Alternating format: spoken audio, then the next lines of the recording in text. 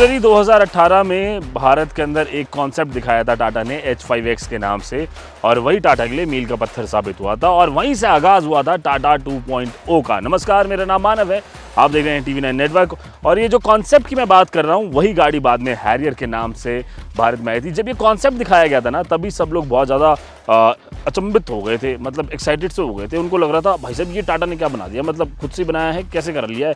लेकिन टाटा ने हाल ही में तब JLR खरीदी थी और उनके सारे डिज़ाइनर वगैरह को कहा कि आप लोग काम पे लगिए, आप लोग तो जो गाड़ी बना रहे हैं वो बहुत पॉपुलर है, हमारे वाली गाड़ियों को भी जरा रंग रूप दो, बढ़िया बनाओ उनको, है ना, लोग उसके बारे में बातें करें। और बात हो रही थी और उसके बाद टाटा की नई गाड़ियाँ आनी शुरू हुई। हैरियर ने आके टाटा की इमेज चेंज की, उसका पर्सोना चेंज किया। लोगों के मन में जो टाटा को लेकर एक इमेज थी कि यार ये रिजिड गाड़ियाँ बनाते हैं, रगेड गाड़ियाँ बनाते हैं, टफ गाड़ियाँ बनाते हैं, लेकिन ये क्या लग्जरी दे पाएंगे गाड़ी के अंदर, क्या ये डिज़ाइन खूबसूरत कभी बना पाएंगे, ये सवाल होता था। और ये सवाल टूटा जब H5X देखा हमने, और काफ़ी क्लोज वो लॉन्च हुई, मतलब कि जैसा कॉन्सेप्ट था उससे काफ़ी नज़दीक हैरियर को लॉन्च किया गया। लोग मानने को तैयार नहीं थे कि कॉन्सेप्ट जिस तरह से दिखाया गया है उस तरह से गाड़ी आएगी या नहीं। खैर, इतिहास की बात होगी, वर्तमान में आ जाते हैं। और हैरियर का एक नया फेसलिफ्ट आया है 2023 में। इससे पहले भी फेसलिफ्ट आए टाटा हैरियर, टाटा सवारी के, लेकिन छोटे मोटे चेंजेस होते थे। बट इस बार जो फेसलिफ्ट आया है इसमें मेजर चेंजेस हैं। टेक्नोलॉजिकली नहीं है, बट आपको बहुत सारे कॉस्मेटिक चेंजेस दिखाई देंगे, फीचर वाइज चेंजेस दिखाई देंगे। प्लेटफॉर्म वही है, ओमेगा आर्क प्लेटफॉर्म, जिसके ऊपर ये गाड़ी तैयार हुई थी, सफारी भी उसी पे तैयार हुई। वही प्लेटफॉर्म है, वही इंजन है, 2 लीटर का डीजल इंजन है, और वो चीज़ें सेम है, डायमेंशंस भी सेम है, उसमें कोई दिक्कत नहीं है। बट क्या कुछ बदला है उसके बारे में बात कर लेते हैं। फ्रंट के बारे में आप देखेंगे तो आपको सामने से ही फ्रंट ऑब्वियसली बदला हुआ नज़र आ ही रहा होगा। हैरियर बहुत ज़्यादा हम लोगों ने सड़क पर देखी है, तो इतनी ज़्यादा डिटेलिंग में समझाने की मेरे को आपको ज़रूरत पड़ेगी नहीं। मेरे हिसाब से अगर आप देखेंगे पहली नज़र मार के तो आपको साफ साफ नज़र आ जाएगा ग्रिल के अंदर बदलाव है, और उसके अंदर कुछ नए एलिमेंट्स ऐड कर दिए गए हैं। पैरामेट्रिक ग्रिल है, और ऊपर से नीचे थोड़ी सी चौड़ी भी हो गई है ग्रिल पहले के मुकाबले, और नीचे भी देखेंगे तो काफ़ी ज़्यादा बड़ा एक ब्लैक पोर्शन ऐड किया गया बम्पर के अंदर, और वो भी काफ़ी ज़्यादा सोफिस्टिकेटेड लग रहा है, बहुत स्टाइलिश लग रहा है। मतलब ये ग्रिल ख़राब नहीं लग रही है, अच्छी ही लग रही है, इसमें कोई नेगेटिविटी नहीं है। साथ ही साथ ऊपर कनेक्टेड LED DRL दे दिए गए हैं, और इंडिकेटर्स जो हैं वो भी सीक्वेंशियल इंडिकेटर्स हैं। आप जैसी गाड़ी को लॉक करते हैं, ये देखिए इस तरह से इंडिकेटर चलते हैं, और ये वेलकम लाइट काम करते हैं, जो अभी नेक्सॉन के अंदर आया है। अभी टाटा अपनी हर गाड़ी के अंदर डालना शुरू कर देगा। उन्होंने कहा ये हमारी डिज़ाइन लैंग्वेज है, तो हमने मान लिया आपकी डिज़ाइन लैंग्वेज है, कोई इसमें दो राय है नहीं। यहाँ पर आप देखेंगे तो यहाँ पर आगे आपको कैमरा दिखाई दे रहा होगा, एडास आता है, नीचे यहाँ पे रेडार है, और इसकी वजह से एडास काम करता है। क्या कुछ होता है उसके बारे में बात करेंगे। तो ओवरऑल फ्रंट प्रोफाइल आप देखेंगे फ्रेश लग रहा है, अच्छा लग रहा है, कॉम्प्लीमेंट कर रहा है।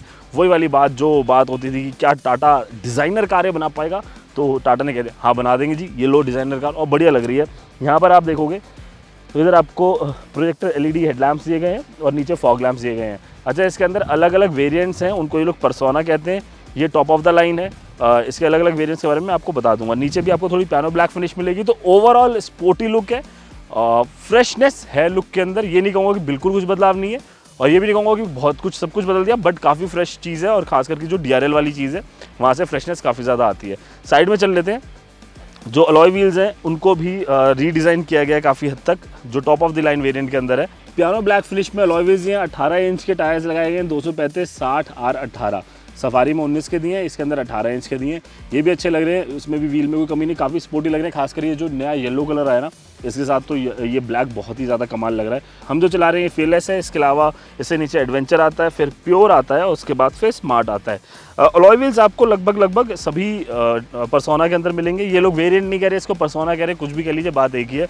और ये बहुत अमेजिंग है, यहाँ पर एक हैरियर की साइड बैजिंग है। इसको पूरा ओपन करके देखेंगे ना अगर आप लॉन्ग फ्रेम में, तो ये बहुत ही सुंदर लगता है, मतलब बढ़िया पोजीशनिंग है वहाँ पे, बहुत बढ़िया लगता है। नीचे ब्लैक क्लैडिंग है। वो साइड में ज़्यादा चेंजेस नहीं है, साइड में जैसी हैरियर आ रही थी लगभग वैसी हैरियर है। अगर आप ORVM की तरफ देखेंगे, वो जो आगे ORVM लगा हुआ है, इसके नीचे एक कैमरा जो है ये ऐड हुआ है, और ये camera basically blind spot monitor की तरह काम करता है। और गाड़ी में 360 डिग्री कैमरा भी है, तो उसके बारे में भी दिखाऊंगा। तो ओवरऑल जो साइड है वो पहले से जैसा ही है, उसी तरह के कैरेक्टर लाइंस है, उसी तरह के कर्व्स आपको इसके अंदर मिलते हैं। अब गाड़ी के पिछले हिस्से की तरफ चलते हैं। तो ऊपर रूफ रेल भी लगाई गई है। जो रूफ रेल है वो नॉन फंक्शनल है, पहले से आ रही थी। ब्लैक रूफ है, हल्की सी रूफ पीछे की तरफ स्लांट होती है, और इसी की वजह से इसकी शेप ज़्यादा कूल भी लग रही थी, और काफ़ी ज़्यादा रेंज रोवर से मिलती जुलती कही जाती है ये गाड़ी। तो इस सेम परिवार से आते हैं लोग। पिछले हिस्से में आ जाइए। पिछले हिस्से में जो चेंज हुआ है मोटे मोटे तौर पर, वो टेल लैम्प चेंज हुआ है। अब मैं आपको दिखाता हूँ, ये देखो यहाँ पर भी ना आपको टेल लैम्प में एनिमेशन वगैरह दिखाई देंगे। कनेक्टेड LED टेल लैम्प्स लगा दिए गए हैं, सुंदर लग रहे हैं, अच्छे लग रहे हैं, काफ़ी मॉडर्न लग रहे हैं, काफ़ी ट्रेंडी लग रहे हैं, कोई इसमें शिकायत नहीं है। नीचे बीचों बीच आपको यहाँ पर हैरियर की बैजिंग एक ये दिखाई दे रही होगी, और जो स्किड प्लेट है उसके नीचे इसको पियानो ब्लैक फिनिश में कर दिया है। तो ये जो टॉप ऑफ द लाइन इनका पर्सोना है, इसके अंदर आपको ये डुअल टोन रूफ मिल रही है, डार्क एडिशन भी आ गया है इसका वैसे साथ में ही। तो ब्लैक रूफ कर दी है, और येलो कलर जो एक नया कलर है इनका फियरलेस का, और इसके अंदर आपको ये कलर मिलता है। तो मोटे मोटे तौर पर कुछ बाहर से इतने ही बदलाव आपको नज़र आएंगे टाटा हैरियर में, फेसलिफ्ट में। हैरियर पहले से भी एडवांस गाड़ी थी, डिज़ाइनर कार थी, तो उसमें वो ज़्यादा कुछ करने के लिए था भी नहीं, बहुत ज़्यादा करते तो ओवरडू हो जाता। आई थिंक ये बहुत ही बैलेंस्ड एक्ट है टाटा का हैरियर के साथ। गाड़ी के अंदर चलते हैं और देखते हैं अंदर क्या कुछ बदला। आइए अंदर आइए, गाड़ी के अंदर चलते हैं। अंदर चलते सबसे पहले एक चीज़ दिखाता हूँ आपको, यहाँ आइए। इसके अंदर आपको मेमोरी सीट फंक्शन के साथ इलेक्ट्रॉनिक सीट्स मिल जाती हैं। ये देखिए, जैसे मैं 1 दबाऊँगा, 2 दबाऊँगा तो ये अपने हिसाब से सीट सेट हो जाएगी, वो हो जाएगा। साथ ही साथ वेंटिलेटेड सीट्स हैं यहाँ पर, ठंडी हो जाती है सीट अगर आपको एज एंड व्हेन रिक्वायर्ड हो। और ये इलेक्ट्रॉनिकली एडजस्टेबल सीट्स हैं, 6 वे कंट्रोल्स इसके अंदर मिलता है आपको, आगे पीछे, ऊपर नीचे, और रिक्लाइन एंगल वगैरह। डोर की तरफ आएंगे एक बारी, तो यहाँ पर लगभग डुअल टोन दिया है। लगभग इसलिए कह रहा हूँ क्योंकि थोड़ा थोड़ा वो एक तरीके से गार्निशिंग की गई है येलो कलर से, और ये बड़ा ही चटक येलो है, कतई लेमन येलो, नींबू वाला रंग यहाँ पर लगाया है इन्होंने। और डोर ऑलमोस्ट ऐसा है, बट थोड़े से कुछ नए नए डिज़ाइन एलिमेंट्स हैं। यहाँ पर फैब्रिक का इस्तेमाल मिल जाता है आपको, और ये थोड़ा सा हार्ड टच प्लास्टिक है, but it's good, not that bad. इधर पियानो फिनिश दी गई है, और यहाँ पे इसको स्पोर्टी बनाने के लिए एक ये नींबू के रंग का हैंडल, और इधर बॉटल होल्डर वगैरह लगाए गए हैं। अब बैठते हैं हम लोग गाड़ी के अंदर, और सबसे पहले इधर आ जाइए। तो सबसे पहले यहाँ पर स्टार्ट स्टॉप का बटन है, और इधर भी आप फिनिश देखोगे ना, थोड़ी कार्बन फाइबर टाइप फिनिश दी है, बट ये ग्राफिक्स लगाएंगे, और नीचे फैब्रिक और बीच में पियानो फिनिश है।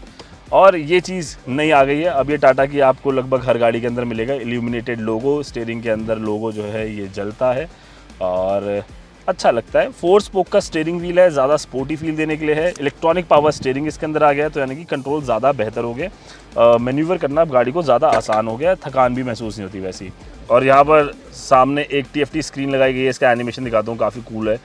और इसके अंदर आपको स्पीडोमीटर, टाकोमीटर, ये सब कुछ डिजिटल मिलता है, और साथ ही साथ इसके अंदर बहुत सारे फीचर्स हैं, वो मैं आपको बताऊंगा तो बहुत ज़्यादा टाइम इसके अंदर वेस्ट होता चला जाएगा। अब देखिए, जैसे यहाँ पर सारी चीज़ें आ रही है, ट्रिप इन्फो वगैरह आपको मिल जाएगा, ड्राइवर असिस्ट के फीचर आ जाएंगे, डीजल कितनी देर में ख़त्म होने वाला है, डिस्टेंस टू एम्प्टी, स्पीडोमीटर वगैरह, ये सब चीज़ें इसके अंदर आपको दिखाई दे जाती है।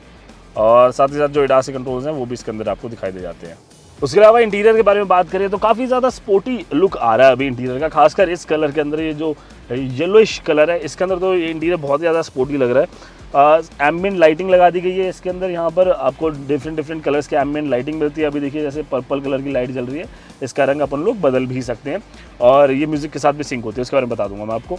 और ये देखो, यहाँ पूरे डैशबोर्ड के ऊपर ना ये बहुत ही बढ़िया से कतई स्पोर्टी फील लग रहा है, बहुत ही ज़्यादा बढ़िया लग रहा है। ये मेरे को तो बहुत पर्सनली बहुत पसंद आया। 12.3 इंच की इंफोटेनमेंट स्क्रीन है, बहुत ही अच्छा इंटरफेस है, काफ़ी स्मूथ है, कोई लैग इसके अंदर आपको नहीं मिलेगा। Android auto, Apple CarPlay, Amazon Alexa, AQI, climate के अंदर जाएंगे तो यहाँ पर आपको डुअल जोन क्लाइमेट कंट्रोल मिलता है, यानी कि जो लेफ्ट साइड और राइट साइड वाले अपना अपना टेम्परेचर सेट कर सकते हैं, जिसको जितनी गर्मी लग रही हो वो उतना वैसा माहौल बना सकता है। और ये पूरा टच है, ये एक ड्रॉबैक है, क्योंकि यार मुझे लगता है AC का कंट्रोल और जो ऑडियो कंट्रोल्स है ना, वो आपको बटन पे भी एडिशनली देने चाहिए। इन्होंने जो फ़ैन स्पीड कंट्रोल करने के लिए ना, उसके लिए भी कैपेसिटिव टच दिया हुआ है। आप देखिए, जैसे यहाँ से फ़ैन स्पीड कंट्रोल करनी पड़ती है, यार है ना बात, यहाँ से फ़ैन स्पीड कंट्रोल करनी पड़ती है, इसको आगे पीछे करके। कभी भी इसमें अगर लैग आया ना तो बहुत ज़्यादा मूड ख़राब होगा। अगर यहाँ पर एक नॉब होता ना तो अपनी परेशानी नहीं होती, वो एक चीज़ होती है। देखो, आम जनता वाली बात है ये, बट ये बात तो है भैया, ज़्यादा फीचर कई बार सर दर्द दे जाते हैं। इसको थोड़ा सा अपन कम करते हैं, तो गाड़ी स्टार्ट भी कर लेते हैं, गर्मी हो रही है। हाँ, तो ये खैर क्लाइमेट के बारे में बात हो गई है इसके। और आगे आएंगे तो JBL modes. JBL mode basically इसके अंदर 10 स्पीकर, एक सबवूफर है, और 13 तरह के JBL मोड आते हैं। Acoustic, bass enhancer, wide stage, room, hall, arena, concert, custom, cinematic experience, podcast, Indian classic, electronic music, kids sleeping in the back. Basically जब आप म्यूजिक सुनते हैं तो इस तरह के मोड से आप अलग अलग तरह का एहसास ले पाएंगे। उसके एग्जाम्पल दिखाते हैं आपको साउंड डेमो में जाके। साउंड डेमो में गए अपन, ये देखो, अब मैं JBL मोड्स में जाके इसके मोड चेंज करूंगा तो आपको फ़र्क पता लगेगा। अकूस्टिक,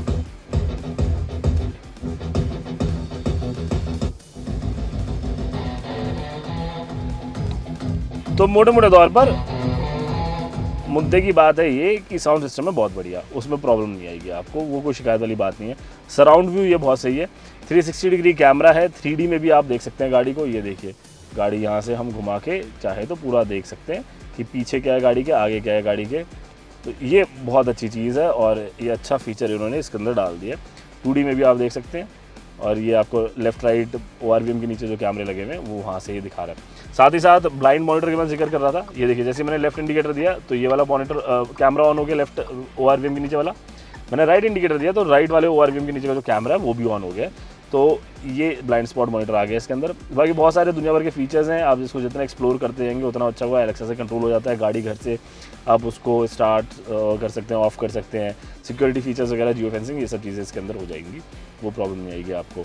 तो कुछ इस तरह का है इसका इंफोटेनमेंट सिस्टम। अच्छा है, यूज़र इंटरफेस बहुत अच्छा है, आसान है चलाना, कोई मुश्किल काम नहीं है और टच काफ़ी अच्छा है। नीचे आएंगे, यहाँ पर 2 AC वेंट एज़ यूजुअल आपको मिल रहे हैं। इसके नीचे ये जो पूरा HVAC पैनल है ये पूरा कैपेसिटिव कर दिया इन्होंने। खाली ये दोनों तरफ के जो टेम्परेचर करने टॉगल करने के लिए टॉगल स्विच दिए हुए हैं, आप ये दोनों अलग अलग टेम्परेचर यहाँ से सेट हो सकते हैं। उससे थोड़ा सा और नीचे आ जाइए, यहाँ पर वायरलेस चार्जिंग पैड है। इससे ज़्यादा डिफिकल्ट जगह टाटा को नहीं मिली कहीं पे वायरलेस चार्जिंग पैड लगाने की, उनको लगा सबसे मुश्किल जगह पे दो ताकि आदमी ना थोड़ा सा अपना वक्त बिताए गाड़ी के अंदर, फटाफट काम हो गया तो वो गाड़ी बोर ना हो जाए। तो इसलिए हर बार एक नया चैलेंज आपके लिए क्रिएट करते हुए यहाँ पर एक इन्होंने वायरलेस चार्जिंग पैड दिया है। हालांकि यहाँ पे C टाइप चार्जर भी है और USB चार्जर भी, USB पोर्ट भी मिलता है चार्जिंग के लिए, नहीं है USB पोर्ट, और चार्जिंग की और भी बहुत सारी जगह हैं। ये एक डायल दिया गया है, इससे आप वेट, रफ और नॉर्मल मोड, अलग अलग ड्राइव मोड इस टॉगल से हो जाते हैं। 3 तरह के और मोड्स आते हैं, स्पोर्ट्स मोड आता है और उसके बाद इको मोड आता है और एक नॉर्मल मोड आता है। ये सब चीज़ें इसके अंदर चलती हैं। हिल डिसेंट कंट्रोल आ गया है। हिल डिसेंट कंट्रोल आप इसको ऑन कर सकते हो, यहाँ से ऑफ कर सकते हो और इसकी स्पीड सेट कर सकते हो कि कितनी स्पीड पे आपको हिल डिसेंट कंट्रोल चलाना है।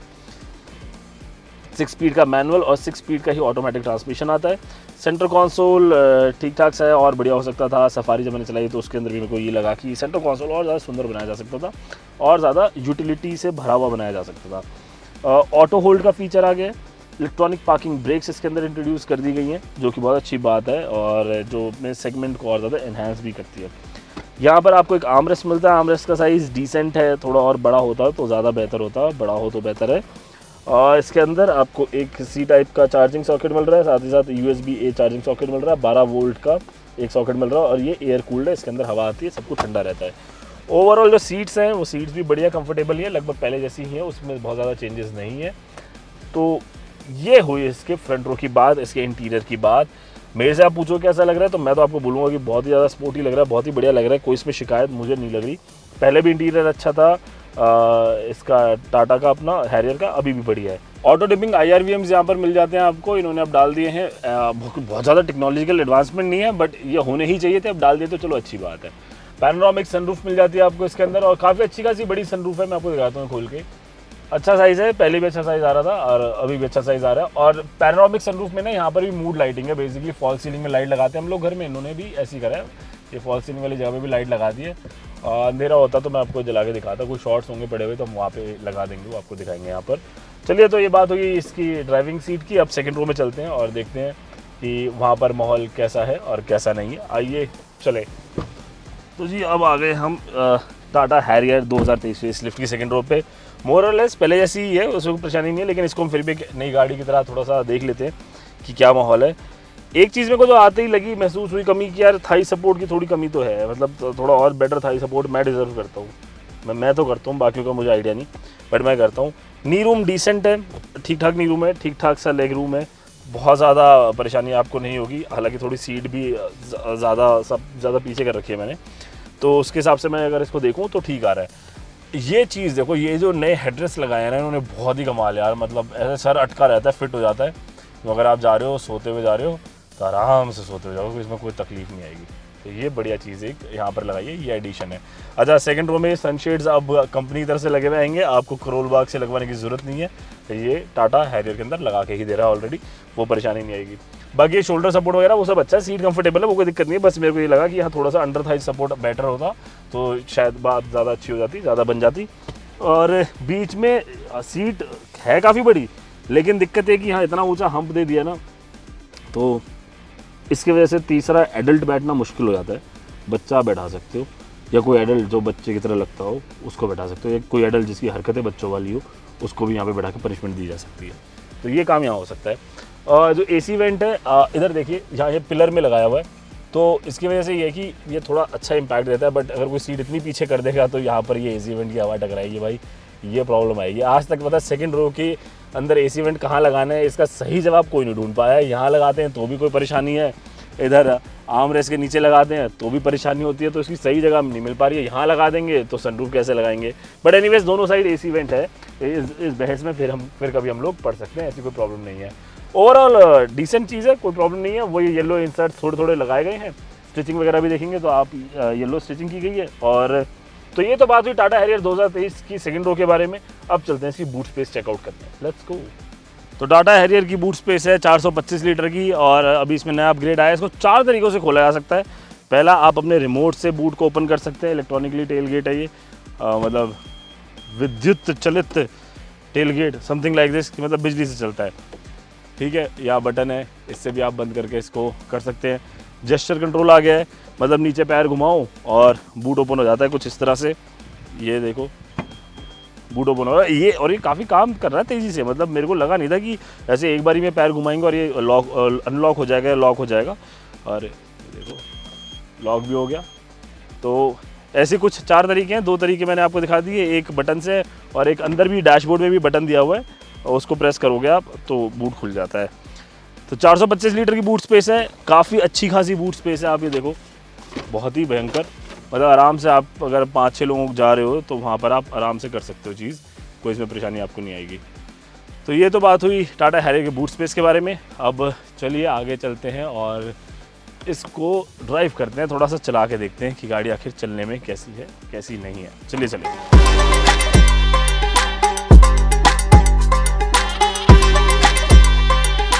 अब वक्त आ गया है टाटा हैरियर 2023 को चलाने का और थोड़ा सा इसको एंजॉय करने का और आपको बताने का कि माहौल कैसा है इसको चलाने में। देखिए वही सेम इंजन 2 लीटर का आ रहा है, इसके अंदर टर्बो चार्ज इंजन है ये, 170 PS की पावर देता है, 350 Nm का टॉर्क देता है। सफारी में भी यही लगा हुआ है, इसमें भी यही लगा है। हम जो चला रहे हैं 6 स्पीड का मैनुअल ट्रांसमिशन है और 6 स्पीड ऑटोमेटिक भी आता है, वो ऊपर के पर्सोनाज में आता है। ऑटोमेटिक अगर लेना है तो आपको वो जो नीचे प्योर और स्मार्ट वाले पर्सोना है उन पर्सोना के अंदर आपको ऑटोमेटिक नहीं मिलेगा।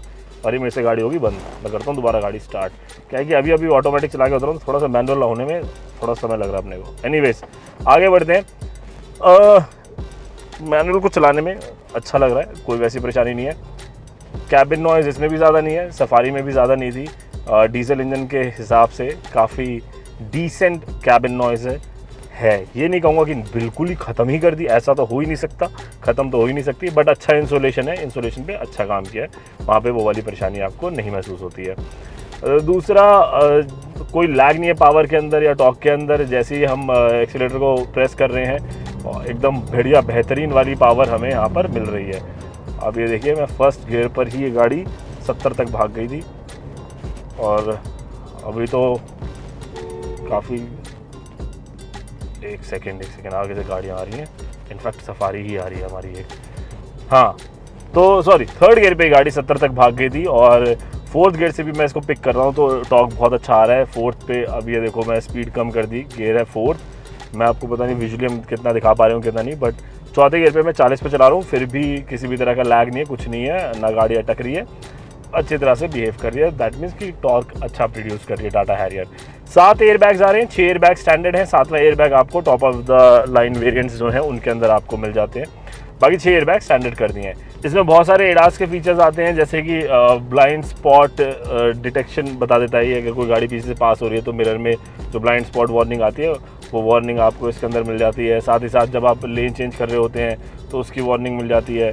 और ESP इलेक्ट्रॉनिक स्टेबिलिटी वगैरह जो है, ESC इलेक्ट्रॉनिक स्टेबिलिटी कंट्रोल, वो सब कुछ इसमें ऐड कर दिया गया है, गाड़ी को ज़्यादा स्टेबल बना दिया गया है, ज़्यादा बेहतर बना दिया गया है। और लेन की असिस्ट वगैरह के, लेन डिपार्चर वार्निंग, ये सारी वार्निंग आती है। जब आप रिवाइज कर रहे हो यार, रिवर्स कर रहे होते हैं गाड़ी, तो कोई साइड से गाड़ी नहीं आ रही तो उसके लिए भी वार्निंग आती है। फ्रंट कोलिजन अवॉइडेंस की भी वार्निंग, ये सब चीज़ें आपको टाटा हैरियर के अंदर मिल जाती है।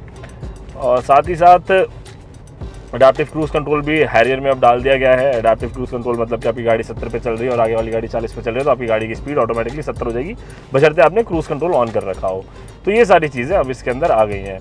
एक जो शिकायत थी ब्लाइंड स्पॉट्स की बहुत ज़्यादा थी हैरियर के अंदर, वो मुझे अभी भी संभव लग रहा है कि यहाँ पर ए पिलर के आसपास ना, इधर यहाँ पर एक ब्लाइंड स्पॉट क्रिएट हो रहा होगा। थोड़ा ट्रैफिक मिल जाऊँगा तो ज़्यादा बेहतर समझ पाऊँगा मैं इसको, बट अभी मुझे लग रहा है कि यहाँ पर एक क्रिएट हो रहा होगा। बट जो मिरर की वजह से ब्लाइंड स्पॉट क्रिएट होता था वो अब फिलहाल नहीं हो रहा है, वो चीज़ नहीं है।